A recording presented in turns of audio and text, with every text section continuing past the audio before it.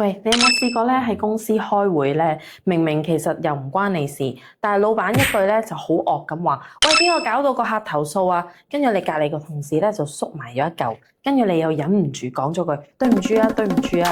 講完嗰秒你先至發現死啦，我會唔會咧認咗就等於認晒啲責任咧？會唔會之後全部都關你事咧？係啊，因為咧就係太多人驚咧道歉就等於認錯啊，或者認罪啊。咁香港咧先至有一條比較新嘅法例叫道歉條例啊。今日我哋講清講楚，咩時候係可以道歉，咩時候係唔好道歉啊？先講下背景啊，點解會有呢一條道歉條例嘅咧？立法會當年咧都討論得好激烈下，有啲案例，舉個例子就係醫療事故啊。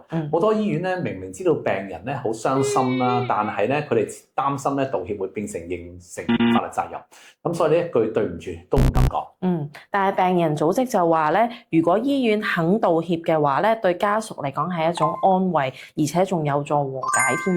係啊，所以政府喺2011年嘅時候開始研究啦，2017年嘅時候已經通過呢個道歉條例。香港成為亞洲第一個道歉立法嘅地方。咁條例嘅講咩咧？個核心係第7條喎，道歉咧就唔等於承認過失或者法律責任嘅。冇錯，即係話咧，你講咗對唔住，我好遺憾，我明白你嘅感受，都唔會自動咧變成你要負全部責任咁解啦。仲有咧，法庭仲裁紀錄程序都唔可以因為你道歉就當你係錯嗰個喎。係啦，目的係為咗鼓勵大家啦，喺衝突嘅時候，喺初期嘅時候咧，就講翻句人話啦，即係唔好因為就話好驚有法律責任啊，令到件事越搞越大咁咯。不過咧要小心，道歉條例咧唔係適用於刑事案件嘅。即係話，如果你喺刑事案件入邊咧，同警察阿 Sir 講話，阿 Sir 對唔住啊，法庭咧可能當係不利證據嘅。而且咧仲有2個例外嘅情況喎，道歉咧係可以呈堂㗎。係啊，第一個就係你同意啦，例如喺文件入邊寫明咧，我願意法庭接納我嘅道歉啦。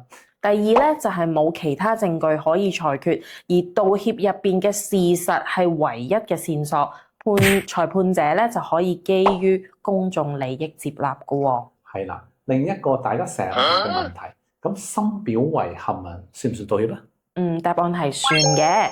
道歉條例第4條就講明啦，道歉包括歉意啦、懊悔啦、遺憾啦、同情啦、善意啦、口講、寫低甚至行為都得㗎噃。係啦，咁所以咧就唔好以為咧我哋講對件事已經表達遺憾咧，咁咧就係避免到責任啊，咁入邊咧都係同道歉係同一種嘅。最後一條咧就好重要啦，保險咧係唔會因為你有道歉而失效嘅。即係話咧，你買咗保險唔使擔心，你講一句唔好意思就冇得 claim。總結一句咧，道歉咧就唔等於認罪，但係亂道歉有時就會令到事情好複雜㗎喎。冇錯啦。識得道歉條例啦，先至知道邊啲情況可以放心講，咩情況係要等法律意見咧先至開口。都係嗰句啦，唔明揾律師幫手。